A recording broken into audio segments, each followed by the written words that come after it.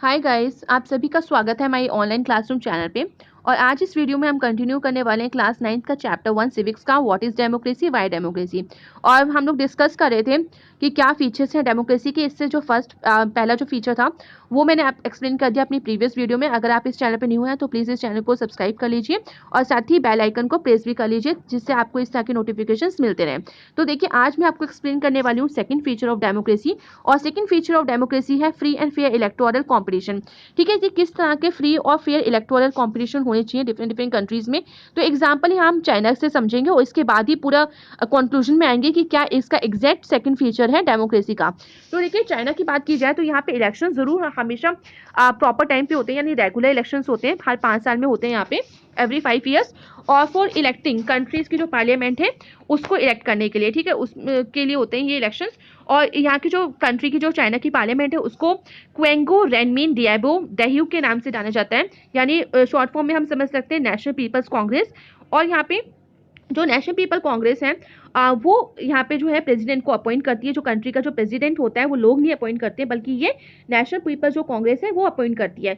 इसके साथ ही इस पूरी जो नेशनल पीपल जो कांग्रेस है इसमें कुल मिला के 3,000 इलेक्टेड मेंबर्स हैं जो throughout the whole country से चुने गए हैं, यानी चाइना से। और यहाँ इसके जो काफ़ी ज़्यादा जो सम मेंबर्स हैं, इस जो नेशनल पीपल कांग्रेस के जो कुछ मेंबर्स हैं वो यहाँ तक कि आर्मी जो है यहाँ की उसके द्वारा चुने हुए हैं, ठीक है। बिफोर कंटेस्टिंग इलेक्शन, इसके साथ ही देखिए, अगर आपको इलेक्शन में पार्टिसिपेट करना है, आपको कंटेस्ट करना है, तो एक कैंडिडेट को क्या जरूरत पड़ती है, वो जैसे अगर हमारी कंट्री में देखा जाए तो जिसको मन है लड़ने का वो लड़ सकता है इलेक्शन, ठीक है। बट आप चाइना की बात देखें तो चाइना में क्या होता है, अगर किसी कैंडिडेट को लड़ना है इलेक्शन तो उसको सबसे पहले क्या होना होगा, उसको चाइनीज कम्युनिस्ट जो पार्टी है उसके पास जाना होगा, उससे अप्रूवल लेना होगा, यानी उससे परमिशन लेनी होगी कि मुझे लड़ना है, प्लीज मुझे परमिशन दे दो। तो ये डिपेंड करता है चाइनीज कम्युनिस्ट पार्टी के ऊपर कि अगर वो चाहे तो उनको परमिशन देंगे उस कैंडिडेट को, अगर चाहे तो नहीं भी दे सकते हैं, ठीक है। तो अगर नहीं हो गया तो इट मीन्स कि जो चॉइस होती है कि आप एक कंटेस्ट कर सकते हो, इलेक्शन में पार्टिसिपेट कर सकते हो, वो तो उसकी चॉइस जो थी वो गई काम से, ठीक है, यानी उसके पास कोई राइट ही नहीं है। इसके बाद देखिए, only those who are members of the Chinese communist party और 8 smaller parties allied to it were allowed to contest elections held in 2002 to 2003। तो एक रिपोर्ट के आधार पे, यानी इस साल के पर्टिकुलर डाटा के हिसाब से हम ये बात कह रहे हैं, क्योंकि यहाँ पे कॉन्टेक्स्ट में ये चीज़ दी है कंटेंट में, कि 2002 से 2003 के बीच में चाइना में जब इलेक्शंस हुए, या आप कह सकते हो आप, तो वहाँ पे कितने जो मेंबर्स थे वो या तो चाइनीज कम्युनिस्ट पार्टी के थे जो इलेक्शन में लड़े थे, या और 8 स्मॉलर पार्टीज थी जो इलेक्शन में पार्टिसिपेट की थी। और ये जो 8 स्मॉलर पार्टीज भी थी ये भी मिली जुली सरकार इन्होंने चाइनीज कम्युनिस्ट पार्टी से पहले साठगांठ कर रखी थी। तो इन्हीं को आज़ादी है वहाँ पे इलेक्शन लड़ने की, बाकी किसी आम नागरिक को वहाँ पे इलेक्शन लड़ने की आज़ादी भी नहीं है। द गवर्नमेंट इज ऑलवेज, अगर देखा जाए तो यहाँ की जो गवर्नमेंट है always form by the communist party. जब भी सरकार यहाँ बनती है इलेक्शन के बाद, जब चुनी जाती है सरकार, जो सरकार यहाँ बनती है वो किसकी सरकार बनती है, फॉर्म्ड बाय कम्युनिस्ट पार्टी। यानी या जो 8 स्मॉलर पार्टीज जीतेंगे या फिर चाइनीज कम्युनिस्ट पार्टी ये जीतेंगी, तो मिल गांठ के आप कहते हो अपनी साठ गांठ के हिसाब से ये अपनी नई सरकार यहाँ पे बना लेते हैं। तो आप एक तरह से कह सकते हो ये ट्रूली फ्री और फेयर इलेक्शन तो हुआ ही नहीं, क्योंकि पहले से आपने साठ गांठ कर रखी है। और जो इंडिविजुअल कोई पर्सन आएगा, अगर कोई और पॉलिटिकल पार्टी आई इन 8 स्मॉलर पार्टीज के अलावा या फिर चाइनीज कम्युनिस्ट पार्टी के अलावा, तो उसको तो यहाँ पे मिलती नहीं है, आज़ादी नहीं है, उसको तो परमिशन लेनी पड़ेगी। तो इस तरह से हम समझ सकते हैं कि इलेक्शन के जो कंटेस्ट करने की जो आज़ादी है वो सबको नहीं है। इसके बाद देखिए, मैक्सिको का थोड़ा एग्जांपल है। Since it's independence in 1930 Mexico holds elections after every 6 years, ठीक है। तो आज़ादी से के टाइम तक 1930 तक के टाइम जो था मैक्सिको में हमेशा जो इलेक्शंस होते थे वो हर 6 साल के बाद होते थे, वहाँ पे प्रेसिडेंट को चुना जाता था। The country has never been under a military और डिक्टेटर्स रूल। इसके साथ ये भी बात याद रखिएगा कि ये ऐसी कंट्री थी कि कब के यहाँ पे कभी भी मिलिट्री रूल, यानी जैसे जनरल परवेज मुशर्रफ का रूल, वो रूल नहीं आया, और ना ही डिक्टेटर रूल आया कभी भी यहाँ पे। बट 2000 में क्या हुआ ऐसा कि 2000 every election was won by a party call PRI. But यहाँ पे 2002 में एक देखा गया, 2000 में देखा गया कि जब इलेक्शन यहाँ पे हेल्ड हुए तो एक पार्टी थी पीआरआई नाम की, जिसका नाम था इंस्टीट्यूशनल रेवोल्यूशनरी पार्टी, ठीक है, ये यहाँ पे जीती elections. Opposition parties did contest election but never manage to win. इसके साथ ही जो अपोजिशन पार्टीज थी वो हमेशा पार्टिसिपेट तो जरूर करती थी, इलेक्शन में कंटेस्ट करती थी, बट उनमें से कभी कोई जीता नहीं। The PRI was known to use many dirty tricks to win election। और कहा जाता था कि जो PRI है वो हमेशा, अब देखिए ना, कोई एक सरकार बार बार जीतती जाए और दूसरी कोई जीते ना, और बेशक उससे बेहतर कोई सरकार आए, पॉलिटिकल पार्टी हो, वो अगर जीते नहीं तो शक यही जाता है कि शायद वो कुछ डर्टी पॉलिटिक्स यूज कर रही है। तो ये बात PRI के लिए भी साबित हुई कि PRI भी यहाँ पे काफी ज्यादा डर्टी ट्रिक्स को यूज करी थी कि वो इलेक्शन जीतने के लिए, यानी रॉन्ग मेथड्स यूज करी थी। All those who were employed in government offices had to attend its party meetings। इसके साथ ये भी कहा गया कि इस गवर्नमेंट के अंतर्गत, PRI के अंतर्गत, कि जितने भी गवर्नमेंट एम्प्लॉयज हैं जो ऑफिस में काम कर रहे हैं, अगर कोई मीटिंग्स होती थी पार्टी की तो उनको अटेंड करना पड़ता था। और इसके साथ ही देखिए जो टीचर्स थे जो गवर्नमेंट स्कूल्स में पढ़ाते थे उनको भी फोर्स करते थे कि पेरेंट्स को बोलो कि PRI जो पार्टी है उसको वोट दे। ठीक है, तो ये आप समझ सकते हो कि किसी के थ्रू जबरदस्ती आप जब बुलवा रहे हो तो ये थोड़ा सा इलीगल जैसा हो जाता है। तो media largely ignore the activities of opposition political parties except to criticise them. इसके साथ ही जो मीडिया थी वहाँ की, वो भी क्या करती थी, वो ये सब चीज़ों को इग्नोर करती थी और जो सिर्फ अपोजिशन पॉलिटिकल पार्टीज है उनको क्रिटिसाइज करती थी। Sometimes the polling booth was shifted from one place to another in the last minute. इसके साथ ही जब लोग वोट डालने जाते थे तो पोलिंग जो बूथ बनाए जाते हैं जहाँ लोग वोट डालने जाते हैं, जिस भी कह लीजिए जो भी जगह होती है, तो उसको भी लास्ट मोमेंट पे, जैसे वोट पड़ने वाले हैं वो उसको शिफ्ट कर देते थे कि अब यहाँ वोट नहीं पड़ेंगे, कहीं और वोट पड़ेंगे। तो इससे क्या हो जाता था, लोगों को दिक्कत होती थी कि एक जगह वो आके लाइन लगाए हैं, फिर एकदम से जगह चेंज हो गई, अब वो कहाँ जाएं।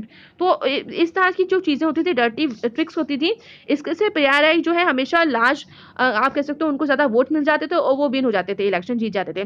तो PRI स्पेंड, और इसके साथ ही देखिए PRI जो थी इन सब इलेक्शंस पे बहुत ज़्यादा खर्चा भी करती थी।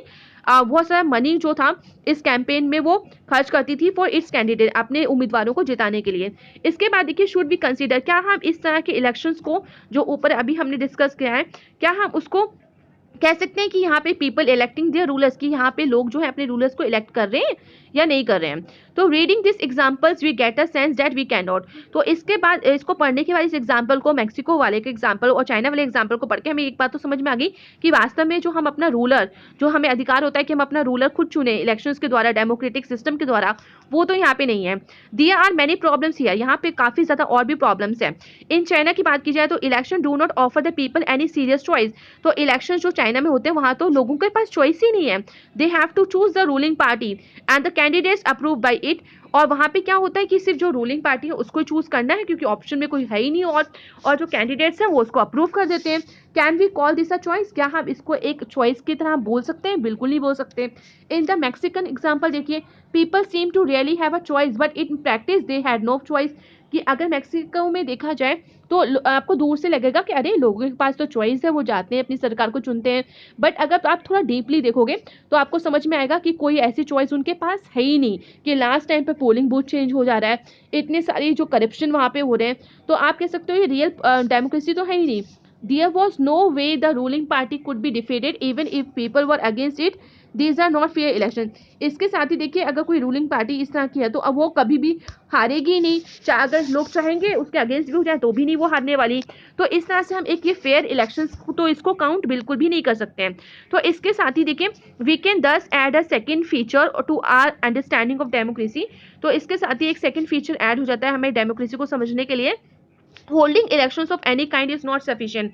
इसका मतलब कि किसी तरह से भी बस आप ये कह लो कि हाँ हाँ हमारे यहाँ तो 5 साल बाद 6 साल बाद इलेक्शंस होते हैं, तो ये सफिशिएंट नहीं होता और ये किसी भी कंट्री के डेमोक्रेटिक सिस्टम की डेफिनेशन कभी भी नहीं हो सकती। The election must offer a real choice between political alternatives. तो इसके साथ ये जरूरी है कि जब भी इलेक्शंस हो तो एक रियल चॉइस होनी चाहिए, किसके बीच में? पॉलिटिकल अल्टरनेटिव्स के बीच में। यानी जब भी हम पॉलिटिकल पार्टी चुनने जाएं तो हमें ऑप्शंस मिले कि हम किसे चुनना चाहते हैं। And it should be possible for people to use this choice to remove the existing rulers. इसके साथ ही जो आम नागरिक हैं, जो लोग हैं, जो वो अपना वोट देने जाएंगे तो उनको भी एक चॉइस मिलेगी कि अगर जो पिछली सरकार है, जो पिछला रूलर है, अगर वो अच्छा काम नहीं कर रहा है तो आप उसको रिमूव कर दो, उसको हटा दो और नए वाले को चांस दो, इफ दे विश सो, अगर वो चाहें तो। सो आ डेमोक्रेसी, तो देखिए सेकंड फीचर क्या रहा है, तो सेकंड फीचर ये है कि democracy must be based on a free and fair election where those currently in power have a fair chance of losing. तो डेमोक्रेसी का ये नेक्स्ट फीचर यही है कि जो डेमोक्रेसी है वो बेस्ड होनी चाहिए किस तरह के इलेक्शंस में? फ्री इलेक्शन हो, फेयर इलेक्शन हो, और साथ ही देखिए लोगों के पास ये शक्ति हो कि वो एक चॉइस रहे उनके पास लोगों जो सरकार है बनाने की, चुनने की, और यहाँ तक कि जो उनके पास शक्ति है उनको ये भी डर रहे कि वो कल को अपनी शक्तियां गवा सकते हैं अगर वो अच्छा काम नहीं करेंगे, लोगों को सेटिस्फाई नहीं करेंगे। वी शिल find out more about a democratic election in chapter 4।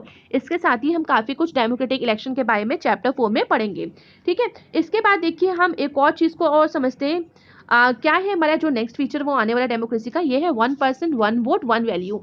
देखिए काफी सारे डेमोक्रेटिक कंट्रीज में हमने समझा कि इलेक्शन होने चाहिए, ठीक है, जो रूलर्स होना चाहिए वो पीपल द्वारा चुना होना चाहिए, और किस तरह के इलेक्शन होने चाहिए, फ्री और फेयर इलेक्शन होने चाहिए।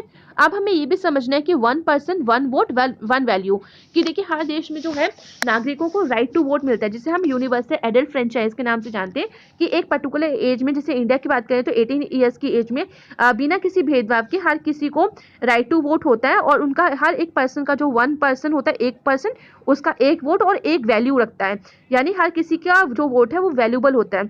इवन हाँ, थोड़े से जो लोग होते हैं जो मेंटली फिट नहीं होते हैं, उनके जरूर वोट वहाँ पे काउंट नहीं होते हैं, उनको वोट देने का अधिकार भी नहीं होता है।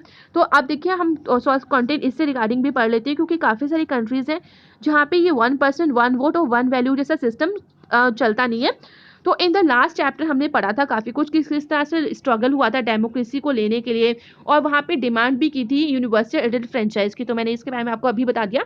और इसके साथ ही this principle has now come to be accepted almost all over the world. इसके साथ ही वर्ल्ड के काफी सारी कंट्रीज में इस प्रिंसिपल को, जो 1 पर्सन 1 वोट या 1 वैल्यू यानी यूनिवर्सल एडल्ट फ्रेंचाइज को लागू भी किया गया है, माना भी गया है, एक्सेप्ट भी किया है कई सारी कंट्रीज में।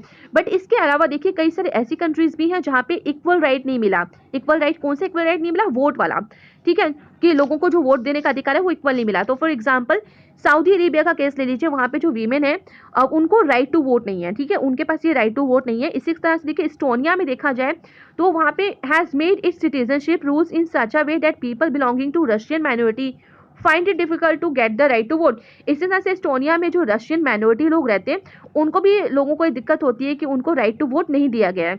इसी के साथ देखिए जो फिजी है, वहाँ पे भी जो इलेक्टोरल सिस्टम है वो इस तरीके से बनाया गया है कि जो इंडिजिनियस, जो वहाँ के जो नेटिव लोग हैं, ठीक है, इंडिजिनियस मतलब होता है जो नेटिव लोग जो वहीं के फिजी के में पैदा हुए हैं, वहीं से बिलोंग करते हैं, उनको ज़्यादा पार है, उनके पास ज़्यादा शक्ति है कि वोट देने की, उनको ज़्यादा इंपॉर्टेंस दी जाती है कि वो वोट दें, वही अधिकारी है वोट देने का। और किसके कंपेरिजन में? इंडियन फिजियन, जो इंडिया से लोग वहाँ बसे जाके, उनको अधिकार नहीं है वोट देने का इलेक्टोरल सिस्टम में, बट ज़्यादातर जो अधिकार है वो फिजी के जो नेटिव्स हैं उनको है। इसके बाद देखिए तो democracy is based on a fundamental principle of political equality. तो डेमोक्रेसी जो होती है वो बेस्ड होती है फंडामेंटल प्रिंसिपल, और किसका प्रिंसिपल? जो पॉलिटिकल इक्वलिटी होती है, कि हर तरह की पॉलिटिकल इक्वलिटी से मतलब है कि आप इलेक्शन में पार्टिसिपेट भी कर सको एज ए कंटेस्टेंट, और साथ ही राइट टू वोट भी आपको मिले। तो इसको हम कहते हैं पॉलिटिकल इक्वलिटी। तो डेमोक्रेसी बिल्कुल ये इन सब चीज़ों पे बेस होती है। That gives us the third feature. अब हमारा आ गया थर्ड फीचर। तो थर्ड फीचर है कि in a democracy each adult citizen must have 1 vote and each vote must have 1 value।